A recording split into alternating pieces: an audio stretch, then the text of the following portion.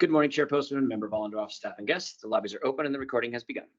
Justin, good morning, everybody. We'll convene the Liquor and Cannabis Board Caucus meeting for Tuesday, November 14th, 2023. Member Garrett is on leave. Our first item on the agenda is the Human Resources Quarterly Update with HR Director Nita Bingham. Good morning. Good morning. Thank you for having me. Of course. So today we're going to be covering some dashboards around the modern work environment, what that's looking like. We'll give you some payroll updates and core training updates. So State HR recently revised their modern work environment dashboards, and we'll be able to share today how we compare the LCB against the rest of the enterprise in different groups. If we look at veterans and race, disability, job groups, how are we doing in comparison to the rest of the enterprise?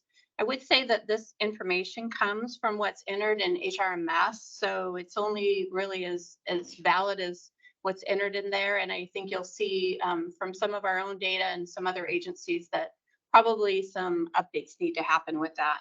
But we will go ahead and give you an idea of what we can see so far.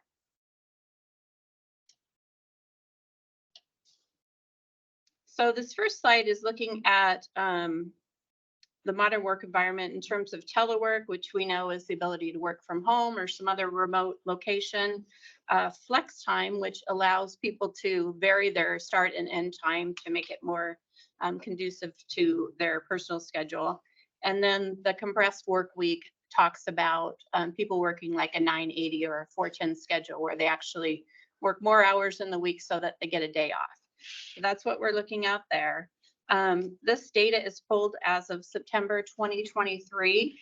And really, as an agency, the LCB is 100% telework capable. So all our employees have the ability to work at least one day a week telework. So we can see that right now it's showing 87% of our employees are teleworking. And we know that that is not accurate. So as we kind of settle into our new schedule, we'll be working with employees to get updated telework agreements and actually get that data more current. It's going to be important to OFM. Sometime next year, they're going to be looking at, the facilities outlook and how much space people are actually really using for their buildings. So I think we'll see next year that they'll be putting pressure on agencies to try to get that more current. But that's what it's showing right now. With enforcement, a wild guess would be about half our employees are not working remotely, right? Well, they have the ability to, even our enforcement officers. Is that what this measures, is just the ability, meaning you've got a computer, a laptop, or does it mean you're doing some work from home? This one is showing if you're actually doing some work from home. We have another slide that breaks it down by how many days a week you're doing that. And you'll see too that one seems to be needing some updating. So yeah. All right. So this next one is looking at telework flexibility. And there again, for the enterprise, they're saying that 53% of people are not participating. We're saying that 7% of our people are not participating. And we're also saying that 72% of people are doing it 5 days a week. So we know that with the change recently to come into the office at least one day a week, that's not accurate. But it does give you an idea of what's out there as of September. I think it's going to be an ongoing conversation in terms of getting this all updated and more accurate.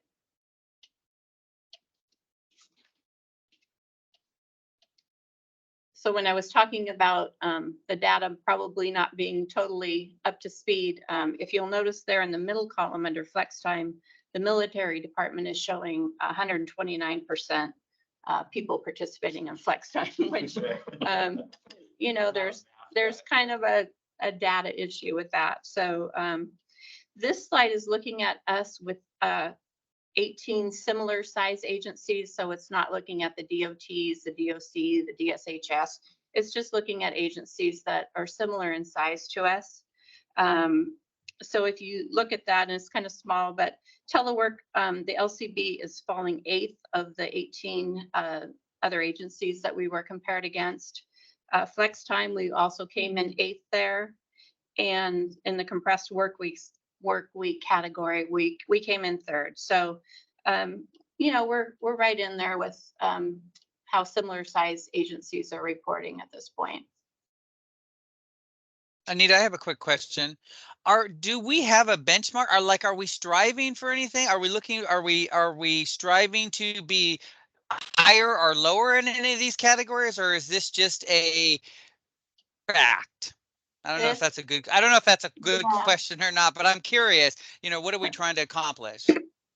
Yeah, I mean, I think right now it's just a fact of where we are. I think it's kind of interesting just to know what other agencies are doing in terms of, you know, we hear about employees leaving to go to agencies that are offering 100% telework.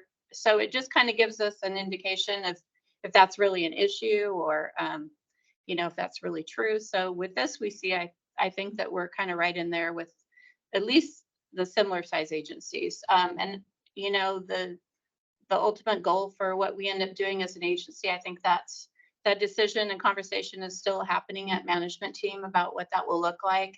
Well, the reason I ask is because, you know, when we did the employee work sessions and heard from employees, I mean, flexibility was brought up a lot, and I think it's important that we're hearing that, and the employees really do want flexibility to the degree possible, recognizing that we also have a job to accomplish and, you know, things that we have to achieve, and, you know, there's some limitations to that flexibility, but we were hearing a lot of need or want for flexibility. Yeah, I think it is something that we definitely hear. So, and we'll probably get some more feedback in our employee engagement survey, because I'll talk about kind of the change in how they structured the question this year. So, Great. But it is right that, you know, to what you were asking, Jim, if anything, the agency is on the side here of encouraging and requiring people to show up more today than they did even in September, right? Will's here. You know, Will's asked people to be in one day a week, I think. And you can certainly see that around the office. So even if that's not a sort of final view, we're pushing that way at this point a little bit. And I think that's super important. I think that having some level of in-person mixed with the flexibility of telework is a nice balance to have. But yeah, I appreciate that. And I think it's up to the individual what day. We haven't said, you know, so I think a lot of flexibility remains in that, but also trying to recognize the values of having some time seeing each other in the building and what we're able to do that way. Okay.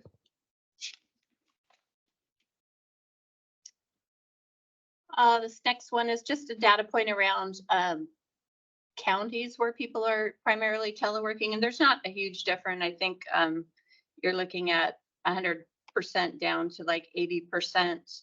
And I don't know there again how totally accurate this is. It's showing Thurston County being at 89%, whereas there's King County that is at like 100% and Yakiba's at 100%. So it's just, like I say, another data point to look at. Oh no, that's LCB. Yeah, it's just us. Yeah. Yeah. So this one gives us a look at telework by gender, disability, and veteran status, enterprise versus the LCB. And, you know, I think this one's important. These next two slides are just interesting to look at, because if we did see a huge disparity, the next one's going to look at race. We might want to ask ourselves, like, why is that? We don't see any red flags with this, but it's a good one just to keep in mind, to show that we're being equitable in the way that we're allowing people to telework. And another thing I would say about this, and maybe you guys are smarter at math than I am, but So if you look at the male and female, it says 91% of our folks are teleworking. And it says unspecified gender is 56%. So that's not saying that 56% of our workforce is unspecified. It's saying if we had, say, 7 people that didn't specify their gender, of those 7, 56% are teleworking. So I had to get that in my head that it's not going to add up to 100. So just that's true with all of these categories. So they don't add up to 100 because they're just based on the number of people that are in those categories. So this, I think, all looks good to me. I don't see any, like I say, any red flags around those. And this one is looking at participation by race and age. There again, nothing very unusual about that. And even if there was, say, something, we can see that the younger people, those that are less than 30 years of age, are only 66% teleworking. And that might be just because of the nature of the work that they do. I know that we have a lot of young people that, for instance, work in our customer service. And so they're required to come in a little bit more than some of the other jobs. So, you know, it could be just around the type of work that's out there, whether or not it's conducive to being telework or not. But we don't vary too much from the enterprise level. I can't quite read that far. What's the, and it's because I'm in that old age group. What is the number there for the oldest age group? 65 and older. Yeah, but what's the percent? 100%. Oh. Yeah. So I'm imagining we don't have too many employees in that category. I mean, we have some because we're showing up there, but I actually tried to run a report of age and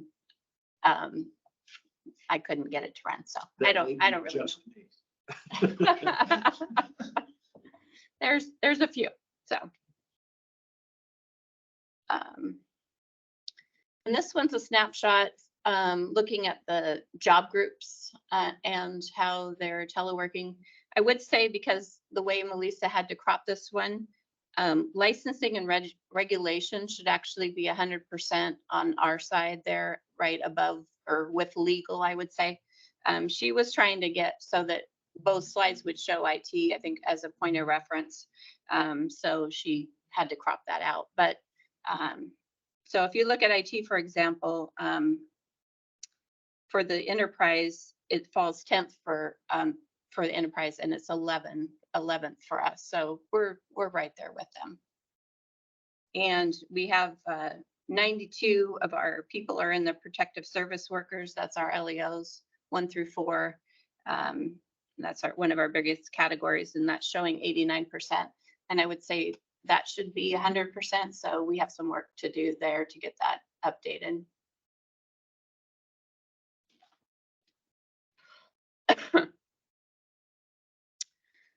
So this one is just showing people's satisfaction with flexibility and mobility over the years. And when I look at this, the one on the very bottom there is from 2018. And I think about how I probably would have answered that question back in 2018 before COVID. I mean, people didn't have high expectations of really teleworking 100% of the time, or I think it was more around, does my supervisor let me flex my schedule if I need to, that kind of expectation. But, as COVID came and we got more used to working from home 100% of the time, it'll be interesting to see kind of what this survey does this year, because they changed the question to be a little more specific. It's going to say, I'm satisfied with my telework and remote opportunities. So they're really trying to get at the telework piece of it.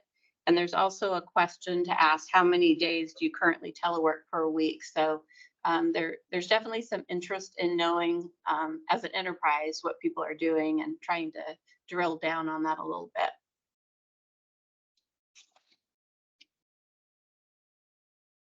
So kind of just in summary, we're making sure that people have what they need to work in both locations, home and in the office. We're allowing people to have kind of whatever setup they need. People can ask for monitors in both places. We're making sure people have good chairs, that kind of thing. The one thing we did do differently this year is we added the little caveat about, I read the telework policy as part of the PDP process. So we really want people to go in and be reminded of what's required for teleworking, update the form if things have changed significantly. And so I think, that was a good addition, just to make people aware to keep that kind of fresh in their mind, as we do with other, other policies that are important.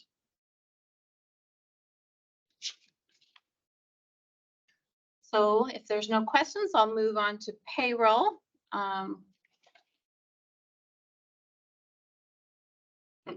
He's a good multitasker. I couldn't do that. Okay. So just looking at tuition reimbursements again, we had 13 employees that took advantage of tuition reimbursement for the last fiscal year. And as we talked about before, our tuition reimbursement allows for $3,500 a year, which is pretty generous. And it's nice to see that people are taking advantage of that. And we did change our policy so that people don't have to be permanent in order to take advantage of tuition reimbursement. That's been helpful to the finance department, because they're hiring some people in that need those college credits but don't quite have them. So they're coming in, they're using that tuition reimbursement and getting their college credits that are required. So Does it have to be education related to your job? yes, it does. Okay. Yeah. There's got to be a nexus there.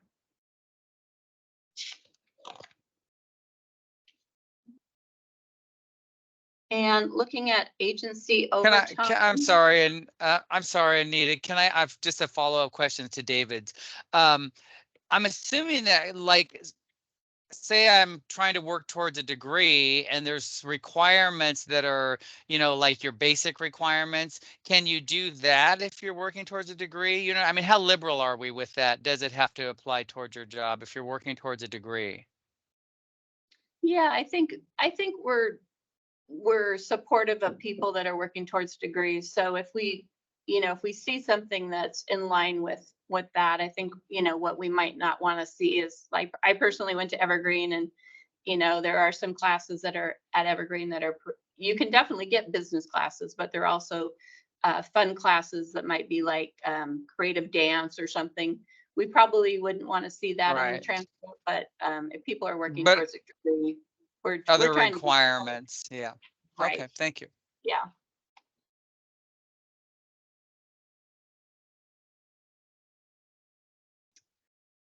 So in terms of overtime, the LCB was 23rd in terms of where we ranked for paying out overtime.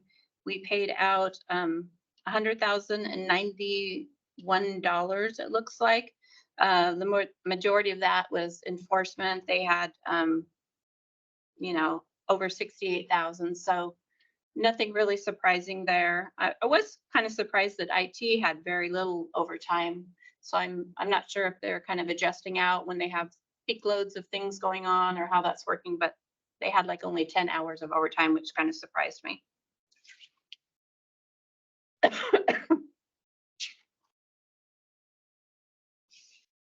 We had 13 people who took advantage of the advantage of sick leave buyout. That's if you don't use as much sick leave as you earn, then you can get cashed out at a 0.25%.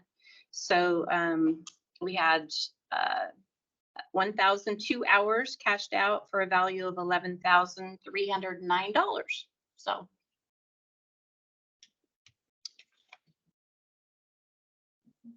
the number of employees using FEMLA has pretty much remained consistent. So no big changes there.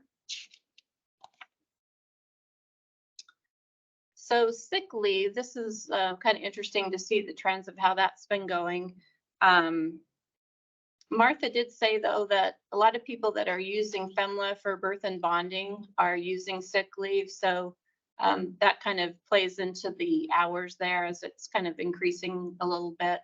But also, I read a SHRM article saying that there's been a trend of people that are starting to take advantage of calling in for sick leave, as opposed to just kind of powering through it, even if they're teleworking.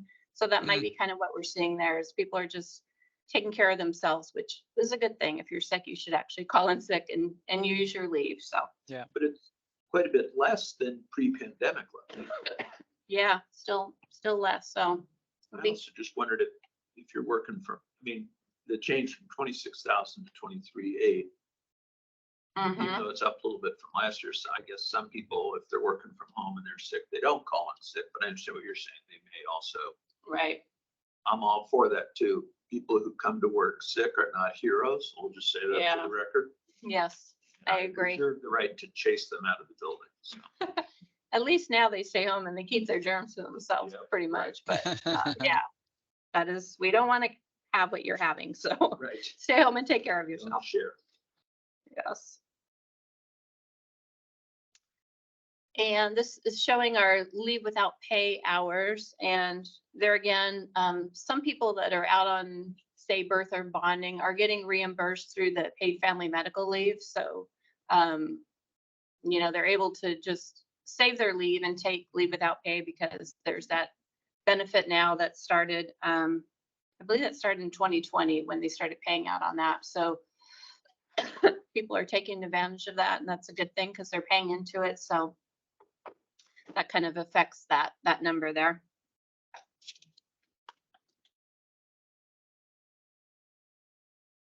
So this looks at the number of hours that people have donated towards shared leave, and our employees are very generous. I did check with Martha because I was wondering about you see that people have donated over 1,000 hours, but there's only 792 that have actually been used. And she said that's probably because some people donate their hours outside of the agency. So I might have a sister or a friend that works over in another agency and I'm able to donate hours there. So, and the received hours are less than the taken, but she said that's probably held over from one fiscal year to another. So there's actually a whack now that we don't return shared leave until we actually get something from the doctor saying that they no longer need the shared leave. So sometimes it stays on the books even if people aren't actually using it.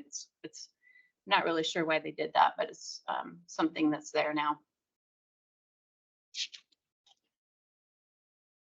Moving on to training. So for all employees, they're supposed to be taking the IT security awareness training every year. We're at 89% with that one. Ethics and state government is every 3 years. We're at 95%. Those are both online trainings. So people should just sign in and take them and be current, but it's always a struggle to try to get to 100% on those.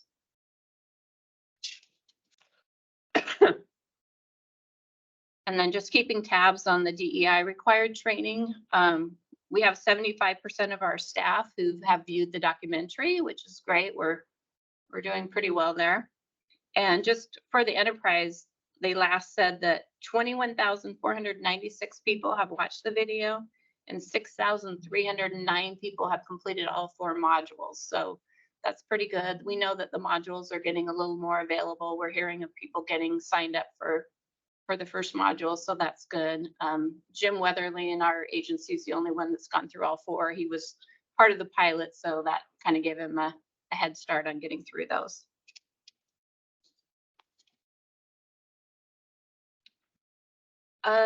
So this is looking at sexual harassment for supervisors and non-supervisors. We're doing still fairly well in that, 94 and 91%. The leading others class is the class that's required by WAC for new supervisors within 6 months of hire. It's currently not available through DES right at the moment. They're revising it to add in the DEI component, so it won't be available again until March. But they do have some online learnings that they want people to take that are prerequisites to the training. So we're trying to get all our supervisors that haven't been through it to take those prerequisites, and when it opens up, then they can jump right in and get that going.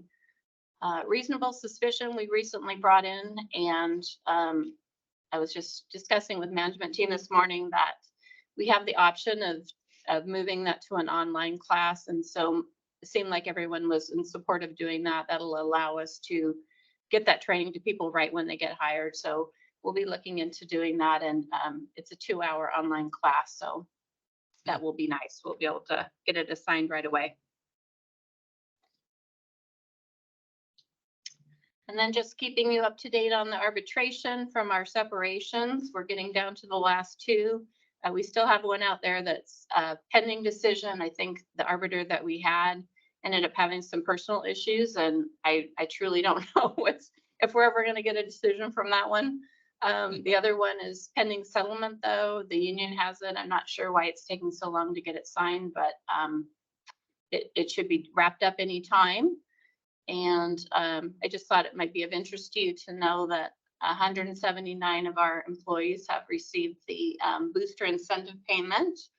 And so that is what that looks like. And we recently participated in the Great Shakeout on October 19th. I'm not sure if everyone was here for that, but we had about 60 staff that participated, and it took us about 10 minutes to exit the building, which is a little bit longer than what we would like to see. But I think as the safety committee continues to do those fire drills, we'll get better at it. This one was a little different too, because the alarm didn't actually go off. People were under their desks. So the safety committee members had to come around and kind of remind people to exit. So I think we'll get better with that. And I think it just felt good to kind of practice that again. Mm-hmm. And that's all I had, unless there's any questions. I don't, except, can you send me a copy of the? Sure. Or Dustin must have it. Yeah. Yeah. That'd be great. I don't have any questions, but Chair Postman, one thing that Anita and I talked about last time, Anita, I hope it's okay if I talk about exit interviews for just a moment. Sure. We heard a lot about exit interviews, and I've been talking and working with Anita. I know she's been working with Will and the management team. I've asked quarterly basis back to the board around exit interviews and how many by section within the LCB, and then any kind of themes. And so I'm hopeful that in the future, these quarterly updates will include a little bit of information about exit interviews. And thank you, Anita, for your flexibility and willingness to do that. Yeah, sure. I think that is something good to keep tabs on for sure. And we're trying to figure out what's a good format to make sure that people are getting that information. So I did commit to bringing that to the management team on a quarterly basis, and then to you all. So you'll see what people are saying as they're leaving and the reasons why. Great. Yeah. Thank you. That would be really useful. Good. Thank you for doing that. Okay. Thanks, Nita. Appreciate that. All right. And then we're just board member and executive assistant reports. Let's talk real quick about scheduling. I will be in town next Tuesday morning, but it doesn't sound like we have anything on deck here for the caucus next week. So, and Dustin telling me no. So, Member Volendroff, I just would say we should cancel the caucus for Tuesday and the board meeting for Wednesday. I agree. Next week. Okay. I'm good with that. Yeah. Okay, that's great. And and litigation review, I'll have to figure out. I'll work with Bailey and Tanea about that on that next Tuesday too. But I think I'll be able to do that by phone. Okay. So we'll have a quorum then too. Okay. Anything else for today? No. Nothing. Okay. Great. Well, then we will adjourn and won't see you till after Thanksgiving. So happy Thanksgiving, safe travels, and we are adjourned. Thanks. Thank you. Bye. Bye.